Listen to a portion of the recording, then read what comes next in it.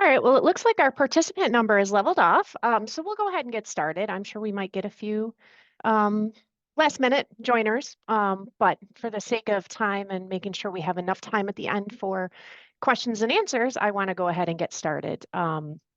Welcome to the March edition of the Student Employment Q&A. Hopefully everybody got out to enjoy some of the beautiful weather today. We're very lucky this year in Rochester. We've had such great weather, so hopefully you got out to enjoy some of the sun. Purpose for today's discussion, we're going to talk a little bit about National Student Employment Week. We're going to talk about how to help a student employee succeed, performance improvement, progressive discipline, and if unfortunately you do need to terminate. So we will get started. We are your student employment representatives, myself, Amanda, Lily, and Alex. We can help you with all of your student employment needs. We do strongly suggest that you send questions to the department email. That way it can be reviewed by any one of us who's on that day, rather than sending it to one of us. And the unfortunate incident that we're out of the office, then we won't respond until we return. But we are here to help. We can answer all your questions and help you get your students hired and employed and succeeding.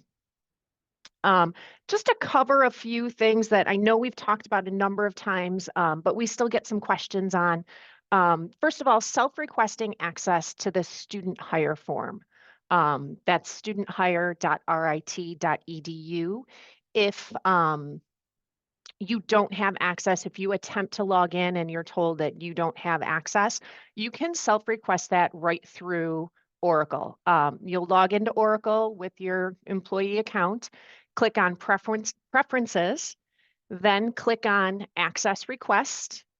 And then you're actually going to click another box that says Request Access. It's actually 2 times that you click Access Request, then Request Access. And then you're going to mark the box RIT Student Hire Request. That request will go to your supervisor, and then your supervisor will approve it. Give them a heads up that it's coming. That way it can get approved pretty quickly and not get buried in your supervisor's email. And then you get immediate access. It happens very quickly. So if you log in and see that you don't have access, this is how you can self-request. We are still getting a lot of questions from students regarding their W-2s. If students come to you with questions about their W-2s, they can access them right through myinfo.rit.edu. It will give them the step-by-step on how to get them through ADP, and they can print them themselves. If they do have questions about their W-2, please refer them to the payroll office. Payroll is the office that's responsible for W-2s that can answer all of the questions. Honestly, if a student emails us with a question about their W-2, we send that off to payroll. So save them that running around and just direct them right to payroll with those questions. But they can access those W-2s by themselves. It's the same process for every employee, whether you're faculty, staff, or student, to access your W-2. And if you need this information, you can go right to the payroll website and do a quick search for W-2. It'll take you right to the link. International students and taxes. Really, for any student employee, we cannot legally provide any tax guidance to any employee, and that goes for all of us. You as their supervisor, us as the student employment office. We can't provide any tax guidance to any employee. If they come to you with a question, if they come to us with a question, we refer them to, speak to a tax professional. They can go to whatever tax professional they'd like, but we can't provide them guidance. When it comes to international students, there are actually specific tax professionals that they should be using, and they can reach out to International Student Services for some assistance in identifying and connecting with one of those tax professionals. International students, because of the nature of their, being here as a student on a student visa and working, there are specific things that they need to do. And ISS is the best office to be able to provide them guidance and connecting them with somebody who can help them. They can't just go to H&R Block or use TurboTax. There are specific programs that they do have to use. So if an international student comes to you and says, I don't know what to do with my taxes, direct them to ISS. ISS will guide them along the process and put them in touch with the right people.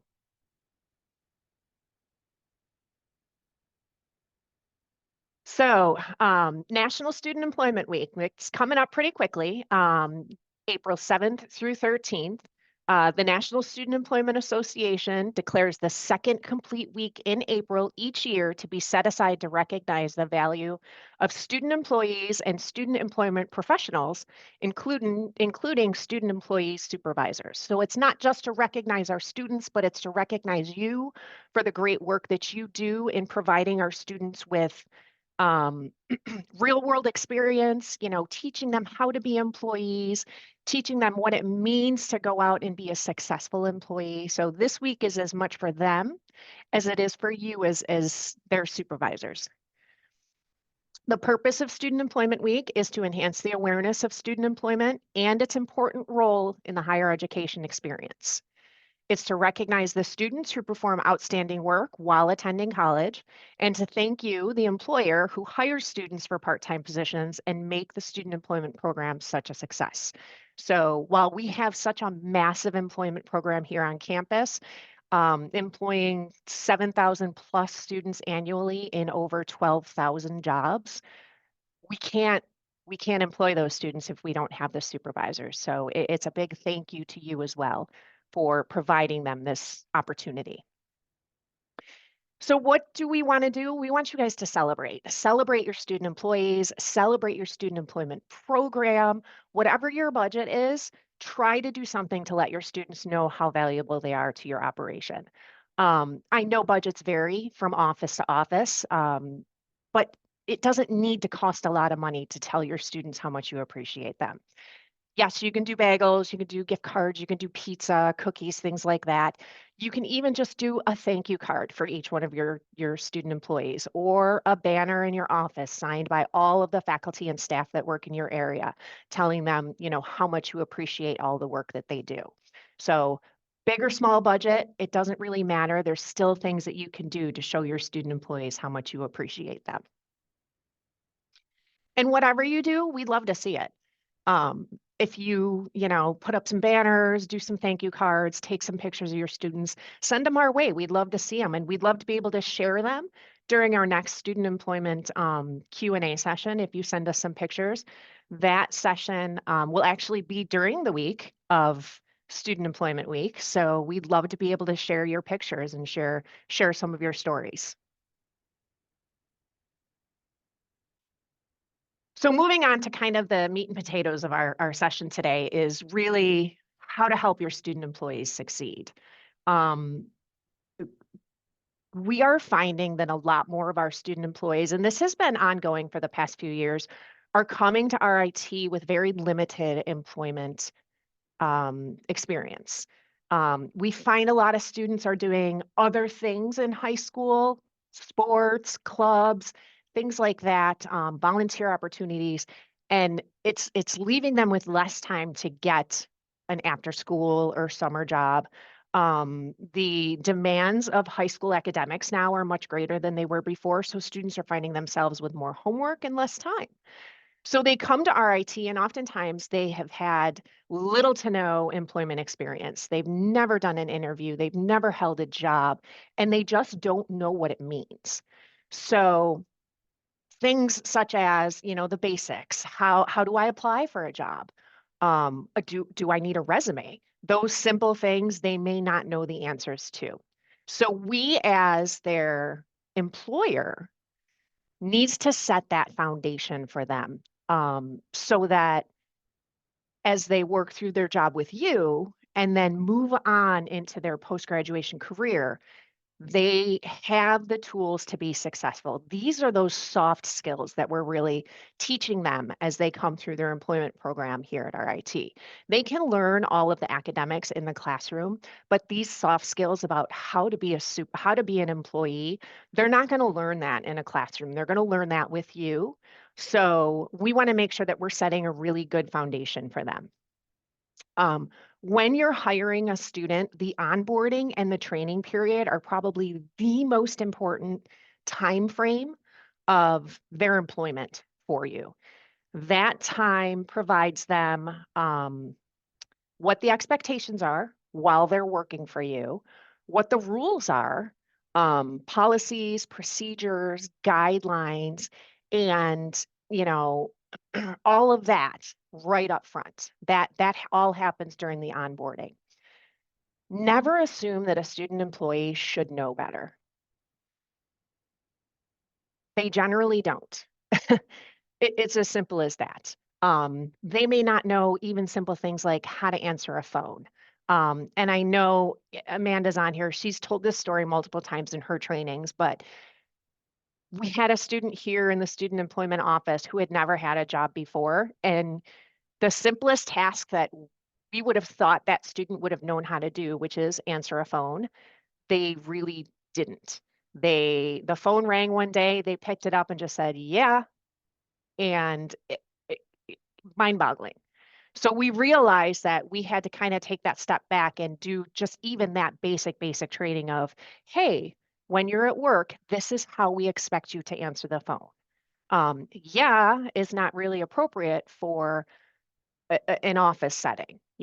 Thank you for calling student employment. How can I help you? So even those basic things, these students they may not have that foundation coming in. Clear communication with a student. Um, Again, what you think they should know, they may not necessarily know. So clearly communicate what your expectations are, what their responsibilities are.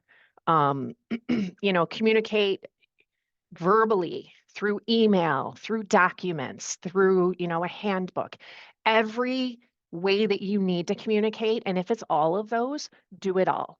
Don't worry about over communication. Worry about under communication. If you tell a student 4 different ways, via verbally, email, document, handbook, that they need to answer the phone this way, they're going to get it.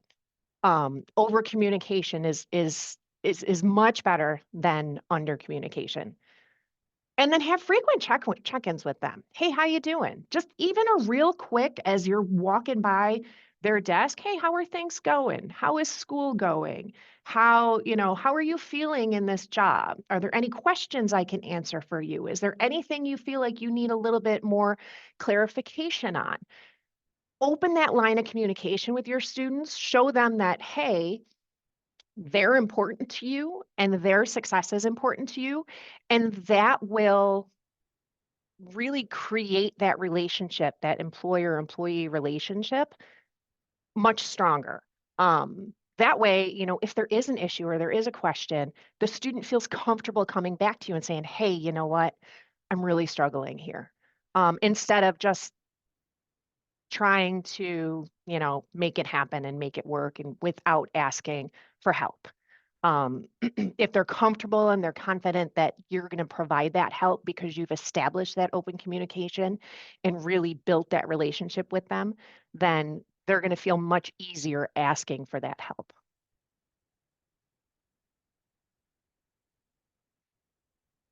Um, all of this is not to say that you still are not going to have a student that is struggling with, learning the job, struggling with understanding the policies and procedures, struggling overall. So this is where that communication really comes into play. If you have a student who's having some issues, whether they're attendance issues, performance issues, um, you know, eh, showing up late, not getting along with another employee, anything really, it's we really need to get in front of that as quickly as it's identified and have a candid conversation. Hey, you know what? I've noticed you've been late 3 times this week. That's an issue for our office. I need to know what's going on. Is there anything I can do to help? And what do we need to do to make this, to rectify this situation? Maybe your student's having an issue with their roommate or their schoolwork, and They didn't know how to approach you. They were dealing with it and showing up late. And now you've come out and said, hey, let's talk about this. Letting it just continue to happen. First of all, by not addressing a situation, you're basically saying, it's okay. Oh, you showed up late again today. Well, I'm not going to say anything about it. So it's okay. I mean, that's really what a student thinks. Well, I showed up 20 minutes late today and they didn't yell at me. So it must be okay. If I do it again tomorrow, it'll be okay then too, if they don't say anything. So you really need to get in front of those situations. When it starts happening, get in front, have a conversation with them. Again, you may find that they're having a serious situation that it has nothing to do with the job. It has something to do with something else. And they really needed somebody to talk to about it. And because you've opened that line of communication, now they're comfortable with you. But set those clear expectations. If you do have that conversation, hey, you've been late 3 times this week. When you're late, my front desk doesn't have a student to answer the phone and respond to emails, and that's a problem. We need to have a person at the front desk. I need to know what's going on with you. And if it's nothing, if it's just like, oh, well, I didn't leave early enough. Well, hey, this is the expectation. I expect you to be at work at your scheduled time, whatever that time is, and ready to work. Your shift starts at 2. I expect you to be here at 2 and ready to work. We can't have this being late because it puts us in a bad position. And set realistic target dates.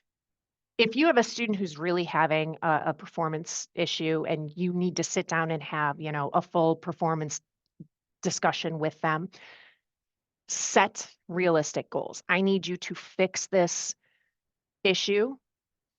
We are going to sit down again in 3 weeks. We're going to have a discussion and see where you are. Really, that type of long-term, I say long-term, 3 weeks isn't necessarily that long, but that would be more for some sort of performance, job performance. They're not reaching their goals. They're not completing all of their tasks. They're spending, too much time doing one thing and not enough time doing another. That would be a situation where you would set them a little bit of a longer term goal and then come back to it. We're going to sit down on this date at this time and we're going to have a follow-up discussion.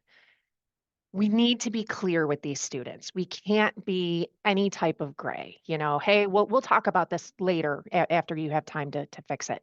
Nope. Have that meeting already set, have it scheduled, be clear, be concise. The most important thing about all of this is document the conversation. Even if it's just a quick, hey, you know what? I noticed you've been late 3 times this week. Can we talk about that? Follow it up with a short email afterwards. Dear so-and-so, thank you for sitting down and talking to me today about the 3 times that you were late. Here's a quick summary of our discussion and what we've discussed moving forward and how it's going to be fixed. Shoot them that quick email that just summarizes the discussion you had, and it gives you that documentation that, yep, I had this discussion with this student. You can print that off, stick it in their file, and then if you have to reference again, say next week or the week after, just be like, hey, remember on such and such a date, we had that conversation about your tardinesses. You were good for a week, and now we're getting back into that problem. But you want to make sure that you have that documented. Like I said, it doesn't need to be a formal discipline, but a quick, hey, we had this discussion. This is what we came up with. Looking forward to continuing on this journey with you.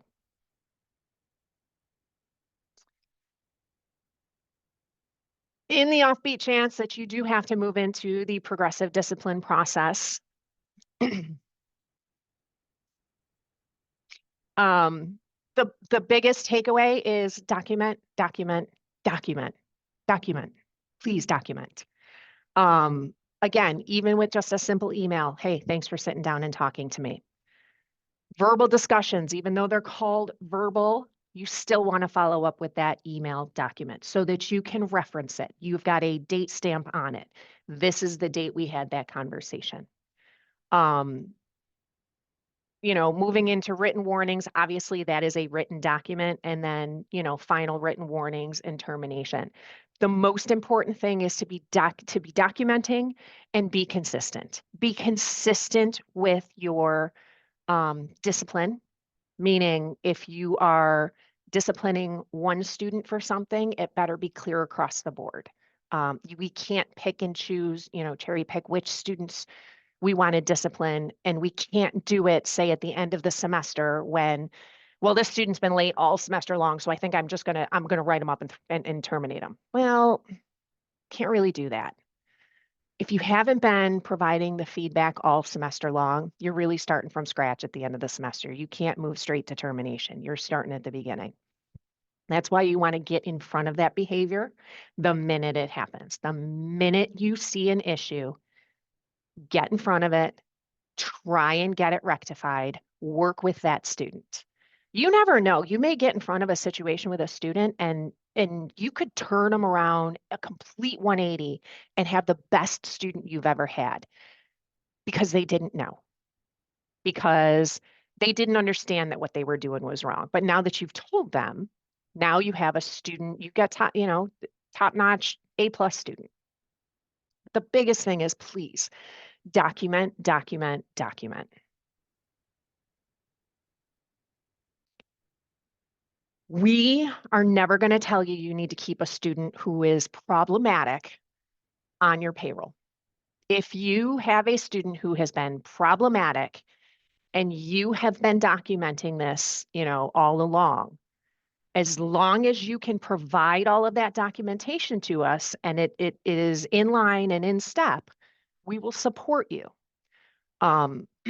What we do ask is that before you terminate a student, you contact our office just so we can have a quick conversation. Yep, student A is, I really want to terminate them. It's been brutal all semester.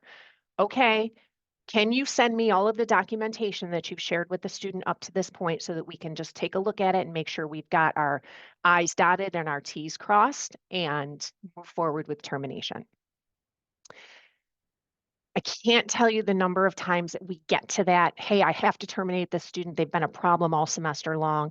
And we ask for that documentation and we're met with, well, I haven't done any documentation, or well, we've had conversations, but I haven't documented anything of it. Okay, well, then we really haven't addressed the situation. We really haven't attempted to change the behavior to help that student be successful. So now we're starting at scratch. The other reason that we do ask that you reach out to us prior to terminating any student, because in some cases, we may need to refer you to public safety for an actual investigation, which they will perform. Those are sometimes the more severe termination reasons, time card fraud, theft, things of that nature. But we want to be able to review the situation and then provide you the appropriate guidance. We don't want you to just terminate when we actually had a situation that should have been investigated by public safety, and they haven't had the opportunity to do so. The other thing too is that we ask that you reach out to us because we have had a number of cases where students were terminated prior to our office reviewing the documentation or lack thereof. And we've actually had to reinstate students back into the department because they were wrongfully terminated. They did not receive any type of feedback, any type of disciplinary process, any of that. They just were, for no reason that they are aware of, terminated, and told, sorry, you're no longer working here. And, we've had some cases go through Office of Legal Affairs. We've had some cases come through us. We've had some cases go through Human Resources. And there have been a number of cases that we have had to ask the department to reinstate the student. So if you, genuinely have a student that is just not working out, we need to do this the correct way. We will support you as long as we are doing this all the correct way. We want to make sure that in the event that we do have to terminate a student, we have done our due diligence to try and help that student rectify that behavior, turn it around, and they just really have not done it. The ownership really is on them to rectify the behavior, but that behavior needs to be identified by you, and you need to have the conversations with them, indicating this is the issue, this is what needs to be rectified. So Bottom line, we really need you to contact our office, have a discussion with one of us about it. We'll ask to see your documentation. If it's all in line and everything looks good, yes, we are going to support your termination. If the student has not made the effort to make the improvements.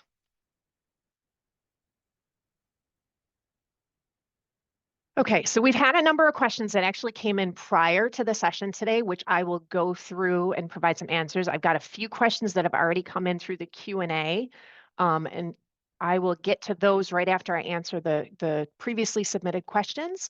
But if you have any questions, please submit them through the Q&A. We will get to them and answer them live so that everybody can hear the answers, and it may spark additional questions. W-4 forms for student workers, no W-4 option during the hire process. Student worker is inquiring why not and how to complete one. So the student can make all adjustments to their tax withholdings through myinfo.rit.edu. There is not a W-4 form in the new hire packet. Once they're hired, they can go in and they can access that and make any changes, updates to it on myinfo.rit.edu. That's also where they can update their direct deposit information. They can review their pay stubs, access their W-2s. So that can all be done through myinfo.rit.edu. When is it okay for the student to start work in the new process? I get this mixed up now. So two answers to this question. If you have a brand new student who's never worked for RIT before, you can process the hire and allow them to start working the day that you receive the email indicating that your student has completed their I-9 and is now eligible to be hired. That email will also provide a link to the studenthire.rit.edu website so that you can go on and process the hire. So as soon as you receive that email, that student can start working.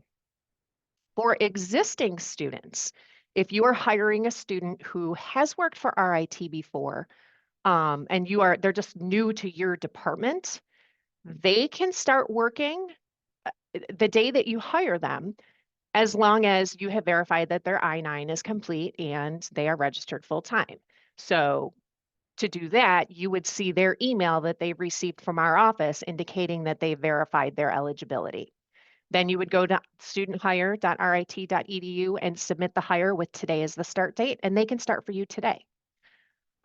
Just a reminder, if you are entering a future date in the studenthire.rit.edu, that student is not going to appear in your Kronos list until that date. So if you're hiring today, March 13th, with a start date of Friday, March 15th, you're not going to see them in Kronos until Friday, March 15th. So don't reach out to me tomorrow and say, hey, I hired a student yesterday. I don't see them in Kronos. Well, that's because you hired them with a start date of the 15th. Get back with me tomorrow and if it's not there.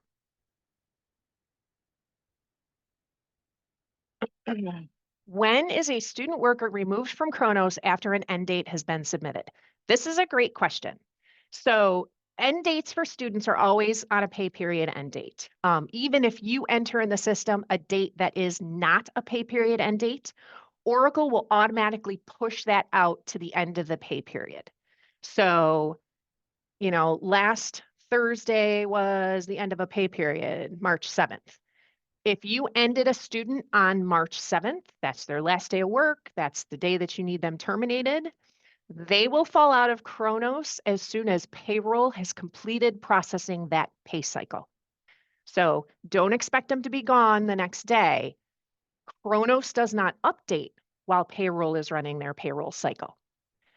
Payroll generally finishes the Tuesday after the pay period ends.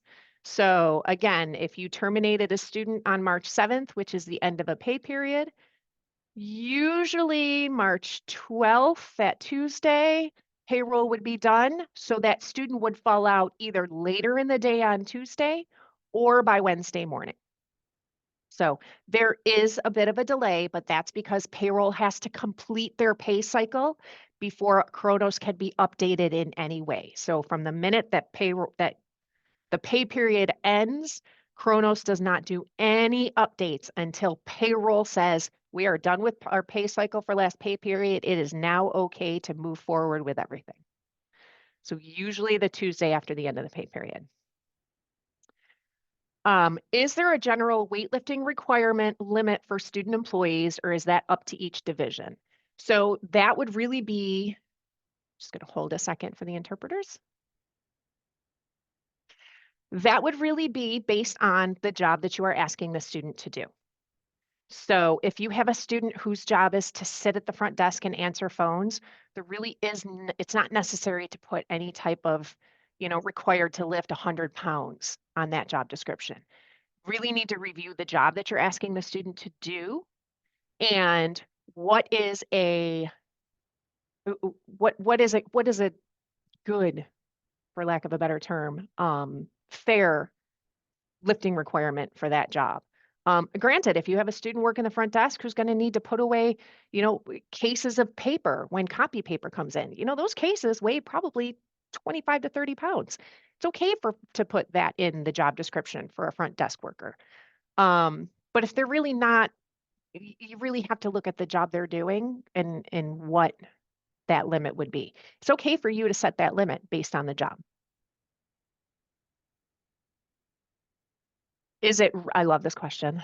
Is it reasonable for a student to clock in somewhere that is 10 to 20 minutes away from the office?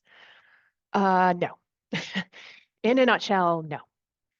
The only time it would be okay for a student to punch in that far away from their office is if they're doing work along the way, meaning they're punching in one spot and they have to stop at, other places along the way and either pick stuffing up or collect stuff or speak to people. If their job requires them to do work between where they punched in and where their office is, well, then yes, that would be appropriate. But if you have a student who's working somewhere in Global Village and they punch in their dorm on the other end of campus and they're walking over to Global Village, they're not working. That's not okay. And that does cost you money. So if you have a student who's doing that, again, I go back to they may not know any better. In all honesty, if they've never held a job and they haven't been told during their onboarding process, this is the clock you punch into, this is when you can punch in, physically standing in front of the clock that they're allowed to punch in at, then they may not know any better. That's when you sit down with them, you have the conversation and just explain to them, hey, punching in on the other side of campus, that's not okay. This is the clock I need you to punch in at, punch in, punch out at. If you have an issue, if there's a reason that you can't get to that clock, or if you forget, you need to email me immediately and let me know that you forgot so that we can take care of it. Do not take it upon yourself to punch in somewhere else or punch out somewhere else. But that needs to be it needs to be shared right at onboarding, right during training, so students clearly know where it is that they can punch in, when they can punch in, and what happens if they forget to punch in or out. That's a great question, and one that seems to be coming up a lot more recently, so I'm glad that it was asked. As we approach summer, what is the process for remote student employees in the US and outside of New York City? So the remote work policy is available on our website. Students can work remotely for up to 30 calendar days. So when they leave RIT for the summer break, they can work for 30 calendar days once they return home and start working, and then they need to stop and they can resume work when they return to Rochester or return to New York State. Um, that process has been in place for over a year now. That policy is on our website that you can review. If you have questions, please feel free to reach out to us. But yes, students during shorter breaks, winter break, spring break, students can go and work remotely because that's a very short period of time. It doesn't meet that 30-day time frame. But once we hit summer, when students return home and they're outside of New York State or they're in New York City, they can work up to 30 calendar days and then they need to cease. The reason for this is because many states, many cities, many counties have different wage and hour laws. And we are required as an employer to adhere to any wage and hour law all the way down to the county that they are working in. So there are, 50 states, thousands of cities, and hundreds of thousands of counties. We can't know the laws in every single state and county. So to mitigate the risk to RIT, we do allow students to work up to 30 days. They can finish out whatever projects they've got going on at the end of the semester, get them transitioned to somebody who is staying locally, but after 30 days, they do need to cease working. What can I do about a student who reports time cards late? It happens every pay period. Well, first thing I would do is I would recommend taking a look at your time card reporting procedures. When are you requiring the students to report their time to you? And can we make adjustments to that to ensure that late time cards are not happening? If it's happening every single pay period, then it's time to start having a conversation with that student, and letting them know, hey, you know, we talked to you about this process. I'm giving you a verbal warning now. When you deliver your time card late to me, I am late delivering my sign off to payroll. So your action is creating a snowball effect to everybody else. Start that conversation. But I would also go back and look at your time card reporting procedures. Are you telling students that they don't need to report any of their time till the end of the pay period? That I would strongly caution against. If you have students who are working outside of your office, I would encourage you to tell them to report their time daily so that you can go in and enter their time daily. That way, when you get to the end of the pay period, you're not waiting for a whole time card from a student. You have basically everything right up until that last day. And maybe you're just waiting for 1 day's worth of time. Or maybe that student didn't even work that one day. So they worked their last shift for the pay period on Wednesday. You're not waiting for anything. So I would strongly caution against requiring students to send you their entire time card on the last day of the pay period or on sign off day.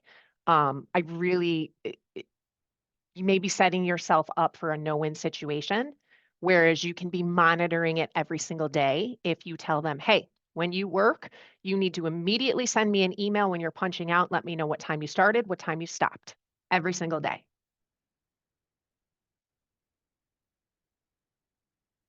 So that was all the questions that came in ahead of time. I'm going to get to the ones that are in the Q&A in a second, but our next session will be held on April 10th, and we will have Kendra Evans, who is the director of the Spectrum Support Programs, joining us to share with you how her office not only supports our students, but also supports you as supervisors when you're hiring students who are in the Spectrum Support Program.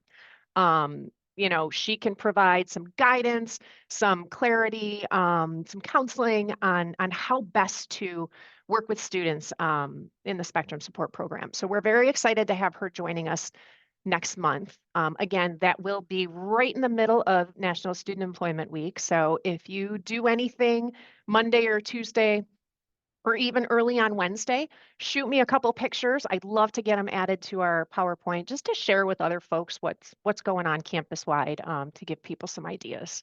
So excited to have her joining us.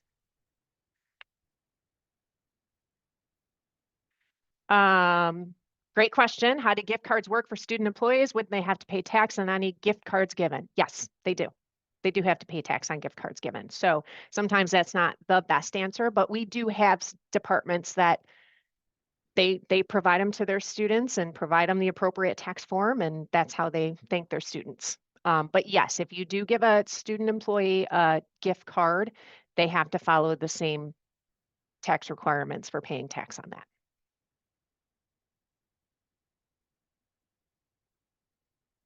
Is there a listing of resources that can be shared with student employees who have tax questions? I've seen in previous years resources provided by volunteer student groups, maybe College of Business students, and a program at the Rochester Library. That is a great suggestion. We do not have a list of resources. I don't know, maybe Amanda, if you know of anything, but it is certainly something that would be helpful. I could probably work together with payroll to put some information together. I'm not hearing from Amanda, so I'm assuming she doesn't know of anything either. No, I don't. Okay. That's a great suggestion. And I will definitely take that down for future tax years to see if we can put something together for student employees.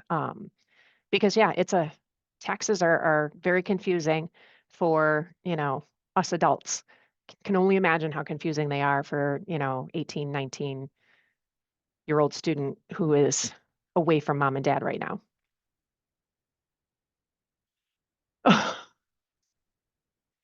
Um, This is all right. We're going to come back to that one in a little bit. This year, especially, there's been an issue with my student employees being late because they cannot find parking or a shuttle bus is running late. Any suggestions on how to respond to this so they are not late for every shift? That's a great question. So, first of all, if it's the parking situation, then we're a couple weeks into the semester now. I would sit down with the student and say, hey, I understand that you're struggling to find parking. Um, but I don't even know, 8 weeks. Are we 8 weeks in now? If you're still struggling to find parking, then I think you need to take it upon yourself to leave a few minutes earlier every single day because we can't continue to allow you to be late because you can't find parking. You are obviously finding parking at some point because now you're here. But I need you to, take ownership of that and figure out what needs to be done to make sure that you're getting here on time. Now, the shuttle bus is a different story because we don't have a whole lot of control over that. But you can always sit down with your student and say, hey, okay, I understand you're on the shuttle bus. Can we take a look at the shuttle bus schedule and your schedule and see if we can better align something so that you're on time for your schedule based on the shuttle bus schedule? Sit down, talk to them, tell them that you want to work with them to make it successful for both of you. The parking and the shuttle bus are kind of two different situations. They have more control over. Granted, there might not be parking spots, but there's tons of parking lots across campus. The shuttle bus, they have a little bit less control over.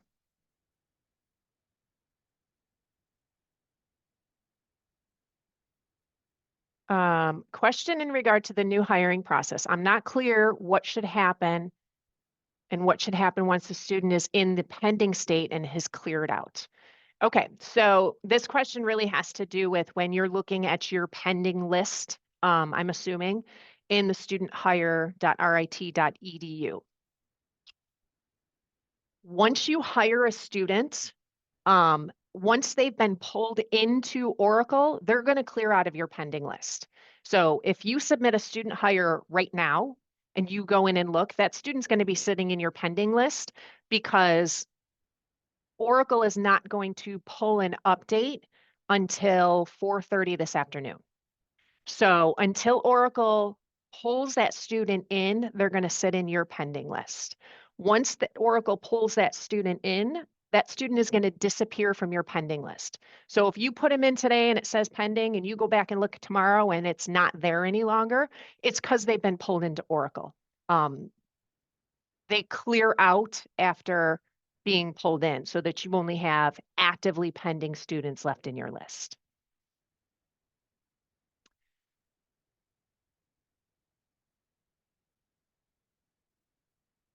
Okay, this is a great question.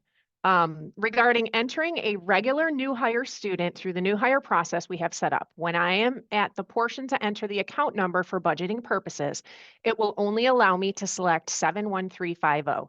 Does this get changed over if the student is not part of federal work study? So the business process is that every single student, regardless of whether or not they have a work study award, is hired as a 71250 and 71350 object code. So every single student hire, regular student, this does not have anything to do with co-ops or grad students, this is just your student, regular student worker, will be hired on both of those object codes. Only 71350 can be pulled into the student hire online form.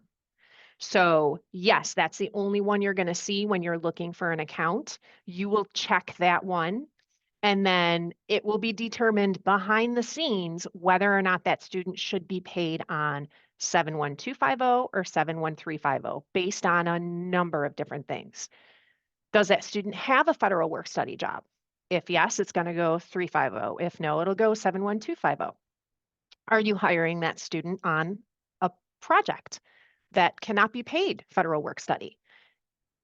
It will be determined behind the scenes where that needs to go. So if you're hiring on a federal project, a federal grant, behind the scenes, Oracle already knows that based on that number you put in the project spot, it is automatically going to get paid as a 71250.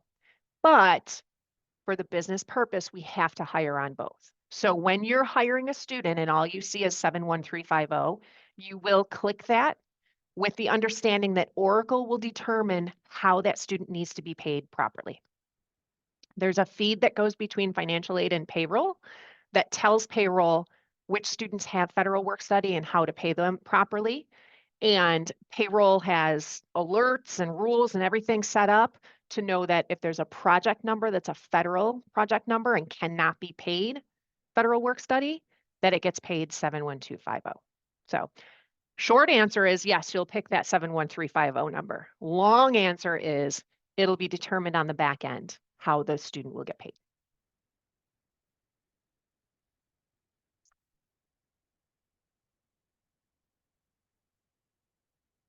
Do students really need to be terminated at the start of summer if they're working for you for fall, or if they're coming back to your job the semester after their 1 semester long co-op? If so, can you explain why termination is important? Well, there's a lot going on in this question. First of all, for compliance reasons, a student who is left on with an open time card looks like an active student to background investigations, to employment verifications. So it really is a compliance issue because you have a student who is sitting with an open job and open time card, even though there's no hours on it. When an employment verification comes in, all they see is the start date on that job and the end date on that job, not when actual hours were reported. So it is falsely reporting when a student actually worked for you. Because if a student is going off on, a summer and then 1 semester co-op block, you've got a significant amount of time that student's not working for you. However, they still look as an active employee, but they may not even be in Rochester. So it's giving false information to background investigators, to employment verifications, to anyone who needs to contact for any type of employment verification. It's giving false information to. That could impact future jobs. It could impact loans. It could impact mortgages. That's why it's important really to keep your time cards clean. If you don't have a student coming back, or you don't know if they're coming back, or they're taking a, 1 or 2 block co-op, you can always hire them back. It's the online hire process is very easy. Keep your employment records clean, keep your students' employment records clean. That way, when we're doing these background employment verifications, the information is accurate.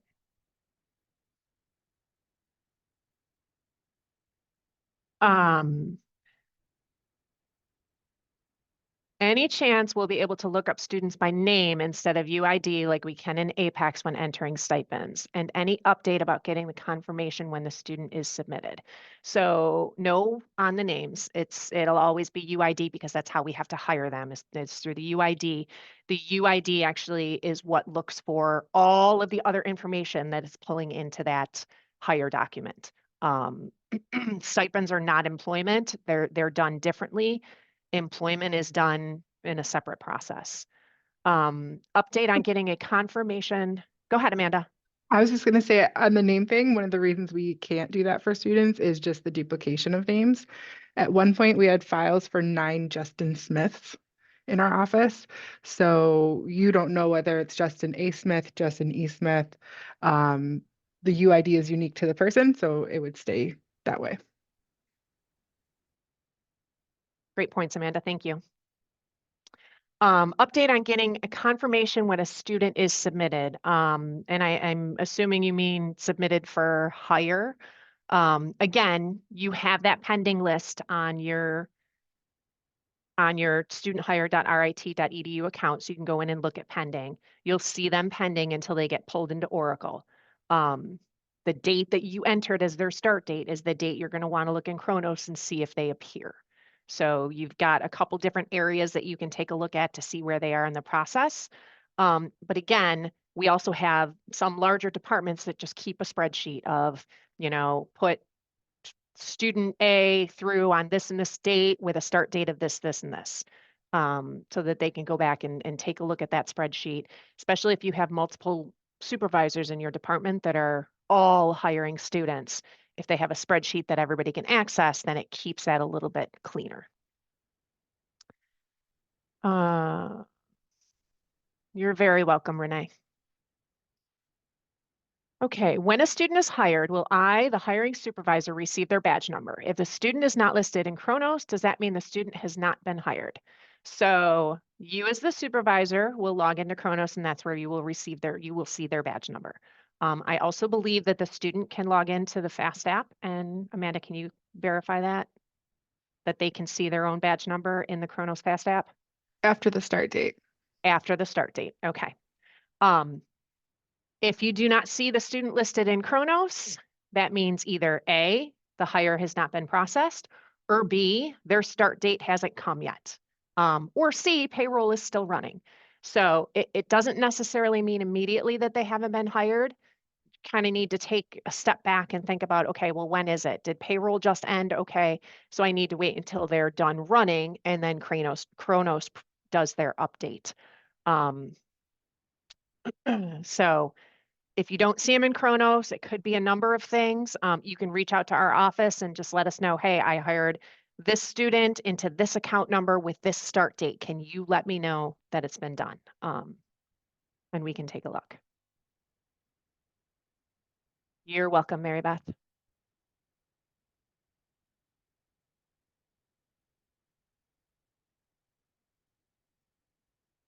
Following up to the question about terminating students when they are not working, does this apply to summer break when we know they are coming back to work in the fall?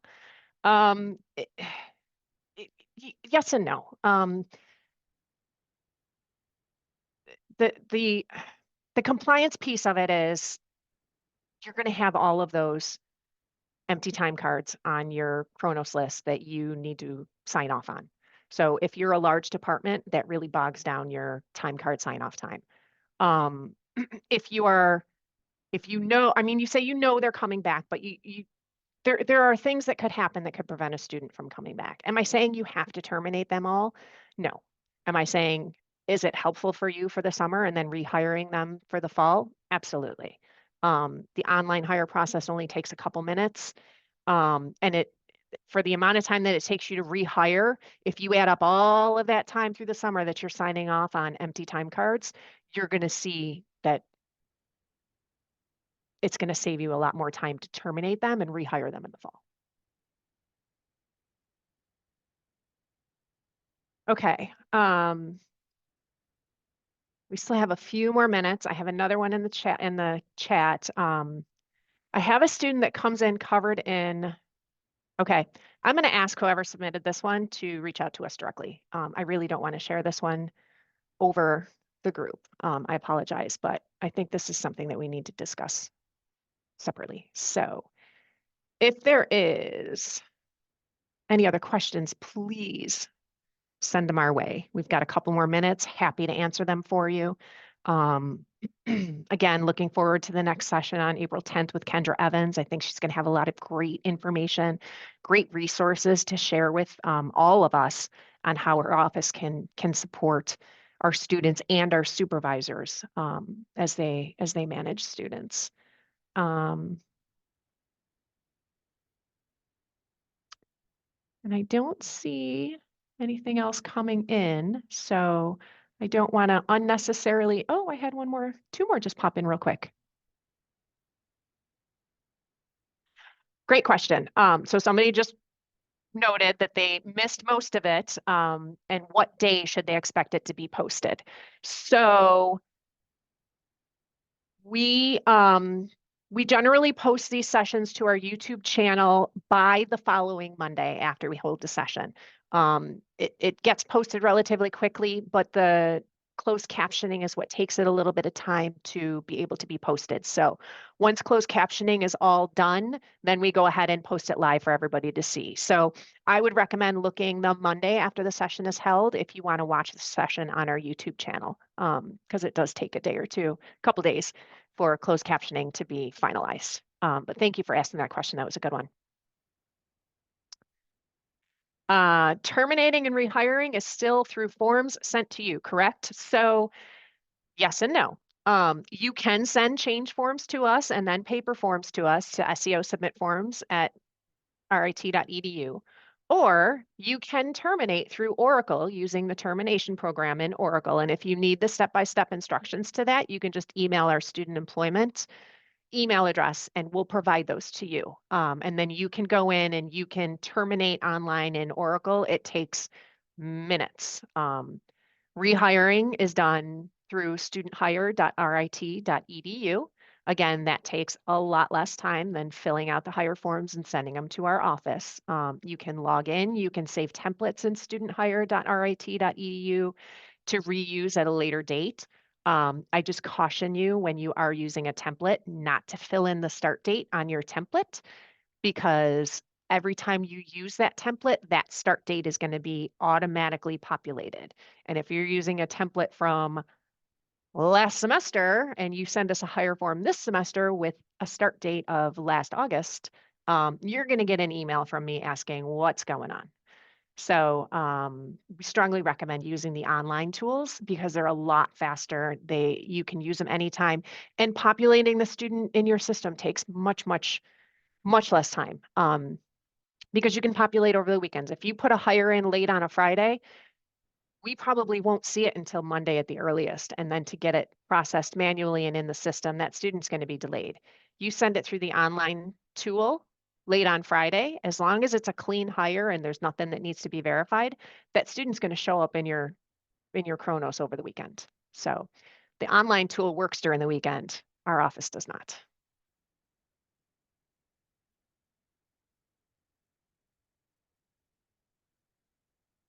Thank you, Sarah. I appreciate that feedback. Renee, you are very welcome. And with that said, it is 2:29.